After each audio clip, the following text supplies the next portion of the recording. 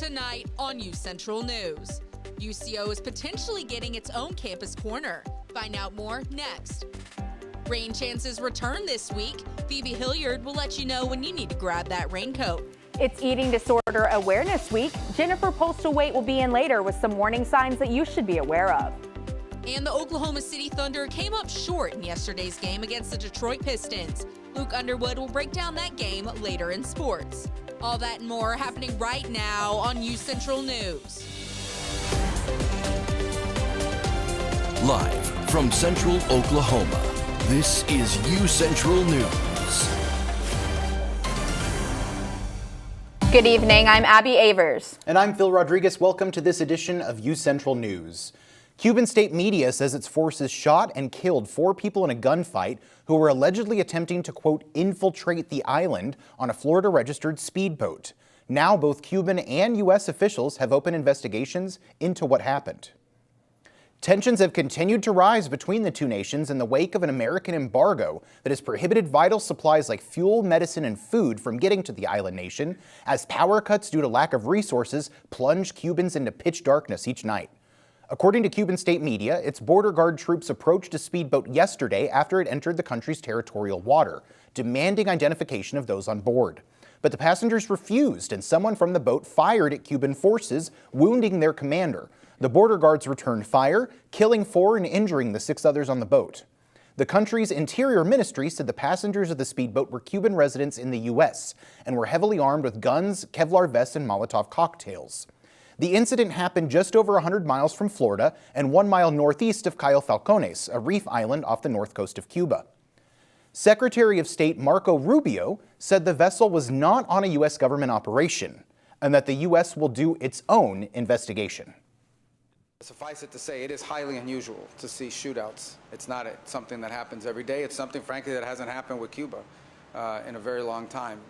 But we're going to find out. We're not going to base our conclusions on what they've told us. Since Cuba condemned the U.S. ousting of ally and Venezuela leader Nicolas Maduro in January, the Trump administration has focused more attention on the island nation. This is a developing story. Today, the Trump administration filed an emergency appeal asking the Supreme Court to end immigration protections for thousands of Syrians. Temporary protective status, known as TPS, allows people who arrive from certain countries facing upheaval to live and work legally in the U.S. on a temporary basis. The administration argues courts should not review those decisions and says lower court rulings are interfering with immigration enforcement. A federal judge blocked the move last year, citing concerns the administration violated federal law. About 7,000 Syrians could be affected if the protections are lifted. The Supreme Court has previously sided with the administration in similar TPS disputes. Now, it was a warmer day today. Phoebe, how's it looking out there right now? Hello, Bronco. Hello, Bronco Nation. It's your girl, Phoebe Hilliard, here with your UCentral current update. Outside, it is clear and sunny, feeling like 74, but it is 68 degrees, winds coming in at 9 miles per hour from the north. Humidity is down to 25%, but that is messing with your sinuses most likely, so if you have Benadryl, go ahead and take it now, because it is going to be cloudy all next week, and it's going to be bringing in thunderstorms from Wednesday all the way into the weekend. We're definitely going to be watching Wednesday and Thursday, because it's going to get really bad outside, so make sure you have a hoodie too. Mild temps all next week, and if you have allergies, it's just going to respectfully get worse moving on to next week. But for this and more, join me later for your full weather update. Back to you guys at the desk. Reminds me of an old Will Rogers quote about if you don't like the weather in Oklahoma, just wait a minute. Thanks, Phoebe. A collaboration between UCO and the Edmond City Council has laid plans for a vibrant new entertainment and housing district that will connect the campus to downtown Edmond. I headed to Ground Zero for the new campus corner to find out more. I'm standing here at the intersection of University and Ayers Street, where plans have been put in place to make essentially a campus corner here between downtown Edmond and UCO. A university district plan was presented to the City Council on August 11th of 2025, with the main areas of emphasis being Main Street, University Drive, Campbell Street, and Ayers Street. The plan was originally launched in July 2024 by the City of Edmond and UCO to basically revitalize this downtown area and also to create something of a bridge between the two areas. The plan calls for increased housing, campus-oriented commercial development, improved walkability, bike lanes, safe crossings, and stronger connections to downtown. A market study showed that demand will continue to skyrocket in this area. By 2032, 627 new housing units will be needed and 95,000 square feet of retail space, plus potential office and hotel development. Key redevelopment strategies include mixed-use projects, public-private partnerships, zoning updates, and infrastructure improvements to support long-term growth. For UCentral News, I'm Phil Rodriguez. Well, like Phoebe said earlier, that rain is moving in.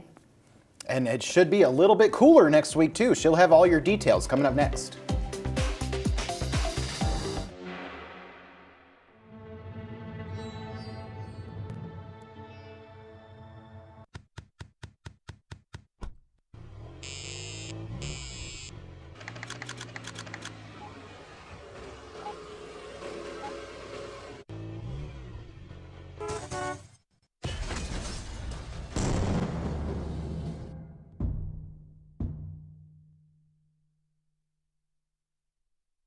It's time to explore, to come out and play.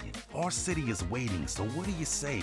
Whether daytime or nighttime, the right time is now. Finding those moments to make you go wow. Amazing new places to fit every mood. Shopping and dining. Did we mention the food? There are green parks and ballparks and water parks too. Museums, attractions, and also a zoo. The modern frontier is the friendliest place. Now is the time for your dreams to be chased.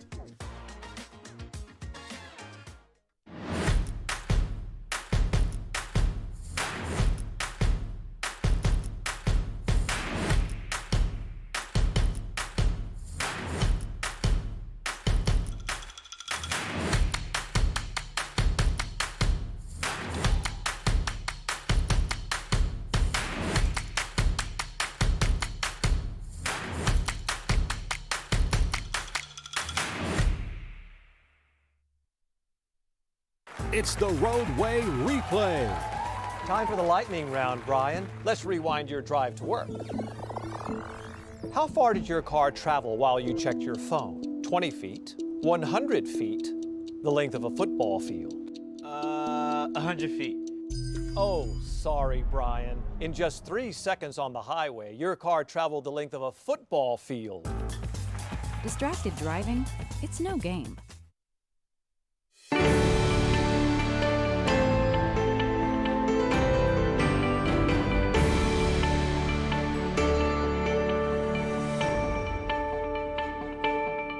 Welcome back, Broncos. I'm here for your full weather update. So currently outside, it is sunny and clear, and it feels like 74, but it is 68 degrees. Winds coming in at 9 miles per hour from the north, and humidity is at 25%. Like I said before, if you have allergies, just go ahead and stay in the house if you didn't bring Benadryl in the car, because mold and grass aren't that high, but weed and tree pollen is up there. So if you're sneezing and coughing, just go ahead and go in the house. Current conditions across the state. Guyman is at 66, and as you can see in the north, it's kind of mild today. In the central is really mid 70s, not really feeling it too bad, but when you go into the south, it is up almost to 80, Ardmore at 77 degrees. As you move into tonight, it is going to be a clear night with 59 being a really good temperature. So if you do have nighttime plans, maybe bring a jacket, maybe wear a hoodie, but you won't have to layer up like we did last week. Winds coming in at 7 miles per hour from the south. You don't really have a chance of rain, but the humidity is going to be at 51 degrees, which means that pollen will be in the air, and it'll be likely that it can go up your nose, so be careful outside tonight. And across the state, when we reach central Oklahoma, mid 40s, and when you get into northern Oklahoma, it is kind of in the low 30s, and as you get lower into the south, it is 40s, so it's going to be a chilly night throughout the state, so make sure that you have on a few layers, but not too many. And then moving into your daily commute in the morning, it's going to be really clear actually, and it's going to be 70 degrees. So it's going to be a nice day. So if you are in traffic, you'll actually be able to see, so don't you worry. And then moving into the noon, it is going to be sunny still, and it's going to get up to 78 degrees. So if you have a Kindle like I do, go outside and maybe read a book. And then as you move into the nighttime, it is going to still be clear, with 59 being a really good space for the bottom. And then moving into tomorrow, in the mid Oklahoma, it might get up to 80 degrees actually throughout the state. So tomorrow you don't really need to wear a lot of layers. And it's really good weather because it's moving into next week, which is going to be really cloudy, really gloomy, really sad, giving really Seattle. So Friday, tomorrow is going to be sunny. Saturday, we might be able to see a little bit of the sun, but not too much. And then moving into the weekend, rain throughout the entire time. And then we're watching out for that Wednesday and Thursday because we do have high thunderstorm chances. So especially if you're going to be in school, please be careful. Abby, Phil, I'm not going to lie to you. I'm a little scared about Wednesday and Thursday, but I do love rain. What do you guys think? I'm a big fan of the rainy weather, definitely cozy up with a cup of coffee, and I like the cooler weather too, but yeah, that severe weather at the end of the week, definitely something for us to keep an eye on for sure. I also love the rain. I love sleeping while it's raining, thunder. Oh, absolutely amazing. Thank you, Phoebe. Thanks, Phoebe. Well, coming up, it's Eating Disorder Awareness Week. Find out why this week is so important for a college campus. Rugged, rough, built for the road ahead. Sometimes I feel like a shell of a man. Commercials are fake. What you're feeling isn't. Call or text 988, Oklahoma's mental health lifeline.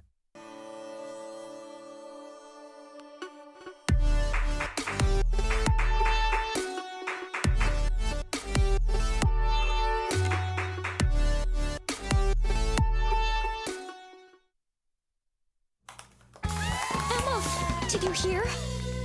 Todd's in the hospital. Who's Todd? He got a collapsed lung from vaping. He thought it was cool. Not cool. Promise you won't vape, Emma. It can lead to a lifelong addiction, and we can't be friends if your lungs collapse. Bogus. Wacky sitcom teens aren't the best people to talk to your kid about vaping. Hey, you got a minute? You are. Start the conversation with your child about vaping today.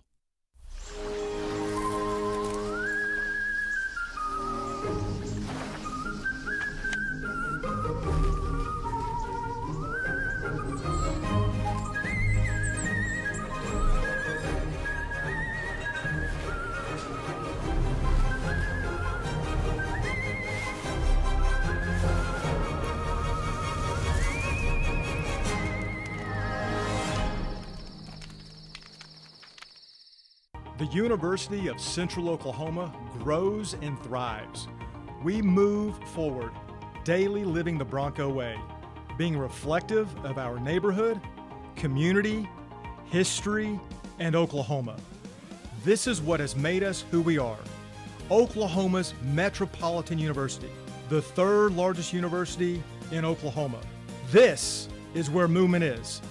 This is the University of Central Oklahoma. With Eating Disorder Awareness Week happening, Abby is in studio with an expert on campus. I'm here with Jennifer Postlethwaite. Tell me a little bit about yourself, Jennifer. Well, I am the dietetic internship director here, and so I help those students that want a career path to becoming a dietitian, and I help them get their practicum experience.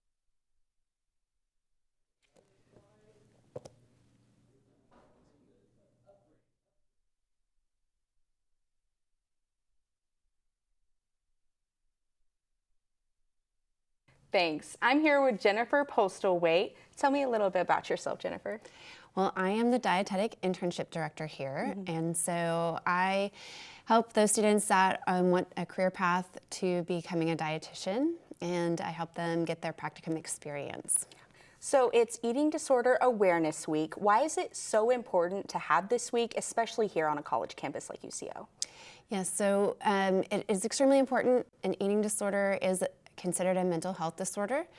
It's very important on campuses especially, and this is a large percentage of females around this age tend to have eating disorders or disordered eating, and so it's important to bring awareness to this. Things that the students could be helpful in identifying with other classmates, or maybe themselves, and getting the help and treatment that they need. So there is a bit of a stigma around eating disorders. How do you think conversations have evolved over the years? I think that there is a lot more significance or importance on the fact that it is a mental health disorder, and it is something that people need to have professional treatment for, and it is an ongoing process. So it's important that it's identified, and that if you're seeing signs in yourself or in and a loved one, that you're making sure that they get adequate help. So from your standpoint, what are some myths about food or dieting that can lead to those unhealthy behaviors? So restrictive eating tends to be one of the top things that are identified in those who have eating disorders. But it can start with a simple diet or a simple goal to lose weight for an event, or maybe a comment that someone has made to them in regards to their weight or their size that might start kind of that spiral of disordered eating and then potentially turn into full eating disorders. So for those who may currently struggling with an eating disorder, what are some warning signs that classmates, friends, family should look out for?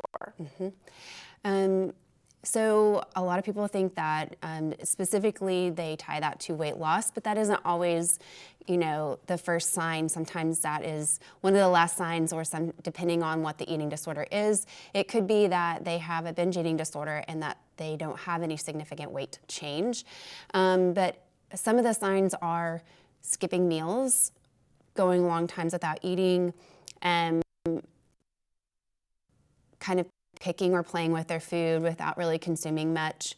And it can get to the point where they are skipping social events or outings or, holiday events that revolve around food that could cause or trigger them in their eating disorders. So for students that may be struggling right now, are there any campus resources available for them? So the UCO does have counseling services that are available, and that's a great place to start. And they can connect with a counselor that can talk to them. Oklahoma also has an Oklahoma Eating Disorders Association is a great resource for those who are looking for specific eating disorder help. Both of those. Yeah. So what is one takeaway that you think students should have from this Eating Disorder Awareness Week? I think it's important to have the conversation, show your concern. If a loved one or a friend is showing signs of starting to skip out on their lives and they start to focus on food. And so it is important to know that that they should reach out, that they should let them know that there is help available, and let them know that they are not alone in this. Absolutely. Thank you so much for joining us today, Jennifer. Yes, of course. Thank you. Back to you. Great stuff. Thanks, Abby. Well, where are the UCO baseball and softball teams traveling to this weekend? Luke Underwood will have all of your sports stories after the break.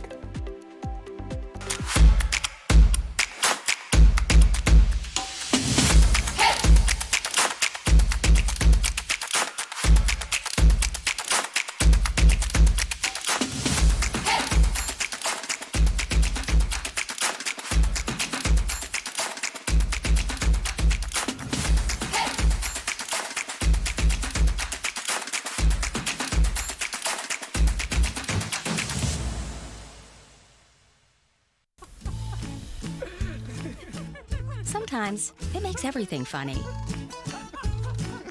Sometimes it's nothing to laugh about. Weed. It's funny like that. And unlike alcohol, with marijuana, there's no legal limit. So even if you don't feel high, you could get a DUI. No matter how much weed you've had, don't get behind the wheel, because driving impaired is illegal. And that's no joke.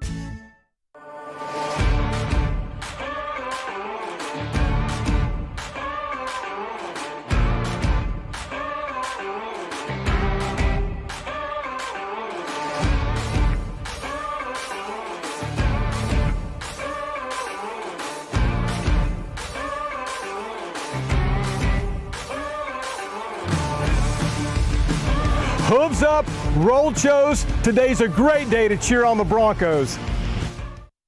Welcome back to the Pain Train. Okay, Sean, here's your final question. A train hitting your car is the same as your car hitting a boulder, a brick wall, or a soda pop can. A brick wall? At a whopping 20 million pounds, a train will crush your car like a pop can. Beating a train? It's a game you can't win.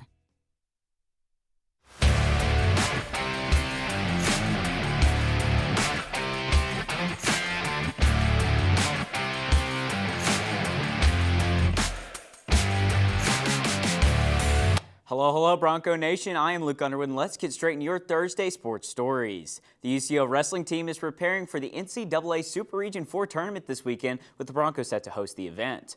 The #1 ranked UCO Bronco wrestling team has been dominant all season, and the Chos have been rewarded with hometown advantage going into this weekend. Central Oklahoma, who only lost one set of duels, ended the regular season 16-1, holding a near-perfect record. UCO has already won several awards as both a team and with individual wrestlers, winning MIAA Wrestler of the Week on multiple occasions. Make sure to cheer on the hometown team this weekend, with the tournament taking place on Sunday live from the Hamilton Fieldhouse. Over to the Diamond, the UCO softball team is heading to the Midwest College Classic this weekend. The 13-4 Broncos are coming off of an undefeated weekend last week, winning both games they played at the Washburn Invitational. The Chos will compete in 2 games tomorrow, 2 games on Saturday, and a final game on Sunday. The first matchup for the Broncos will be against Augustana Friday at 3 p.m. from the Midwest College Classic in Shawnee, Kansas. The UCO baseball team is set for its first MIAA matchup of the season, with the first game of the series taking place today. The Broncos are going to be traveling to St. Joseph to battle the Missouri Western Griffins. Central Oklahoma, who are currently 9-5 on the season, are coming off a 2-game losing streak. Hopefully, the Chos will be able to turn that around this weekend, with the first game of the season starting today at 3. The other games will be tomorrow at 2 p.m. and Saturday at 1. We will have the full results of the series next week. The Oklahoma City Thunder were in action last night and ultimately came up short against the #1 seed in the Eastern Conference. OKC traveled to Detroit to battle the Pistons last night and lost with an outcome of 124-116. The Thunder were once again without stars Jalen Williams and Shai Gilgeous-Alexander, who are both still out with injury. As well, Chet Holmgren did not play last night due to low back spasms. The reigning NBA champions have been battling injuries all season, and with the regular season deadline approaching, the Thunder needs to get healthy before it is too late. The Oklahoma City Thunder will be back in action tomorrow at 8:30 p.m. against the Nikola Jokic-led Denver Nuggets, live from Loud City.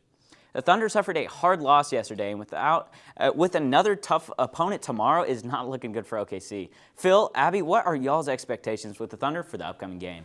I mean, honestly, they did better last night than I thought they were going to, playing the best team in the East in the Detroit Pistons. Held their own, even had a lead early on, but ended up dropping that one. Against the Nuggets and Jokic and everything, I think they're going to have a tough time. And honestly, I'm worried about SGA's injury. I don't know when he's coming back. I am as Even well. with that big, long list of injuries, they did incredible, and Jay Will had an incredible game. So thank you, Luke.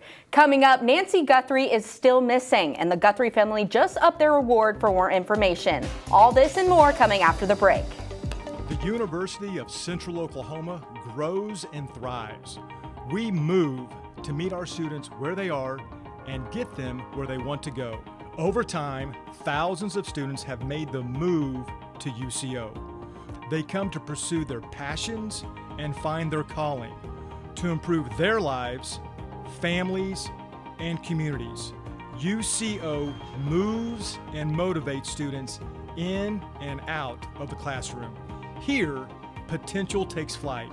Our students' curiosity ignites a spark that fuels transformation.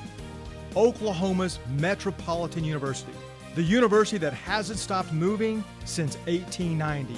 In fact, we are gaining momentum. This is where movement is. This is the University of Central Oklahoma.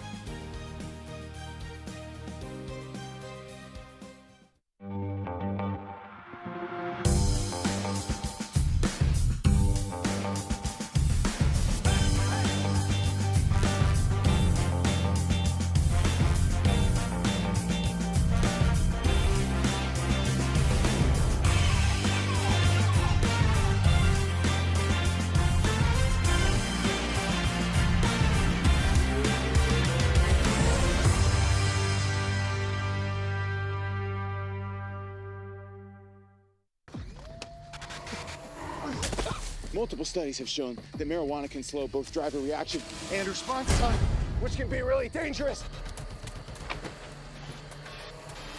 He's here. He's here. Wait. What?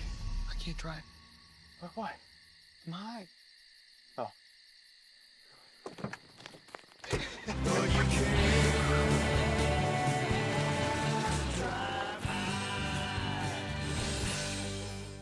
Well, there's still no sign of Nancy Guthrie, and the Guthrie family just upped their reward for any information on her disappearance. Let's take a look.